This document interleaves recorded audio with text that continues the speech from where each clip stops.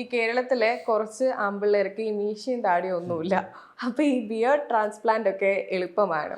Beard transplant എളുപ്പമാണ്.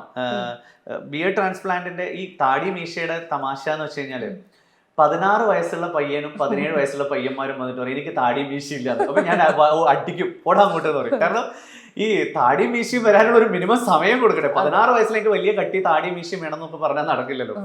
അപ്പം ഒരു പ്രായം കഴിഞ്ഞിട്ടും ഒരു 24 അല്ലെങ്കിൽ 30 ആയിട്ടും താടിയും മീശയും വരാത്തവർക്ക് ചിന്തിക്കാവുന്ന ഒരു സാധനമാണ് ബിയർഡ് ട്രാൻസ്പ്ലാന്റ്.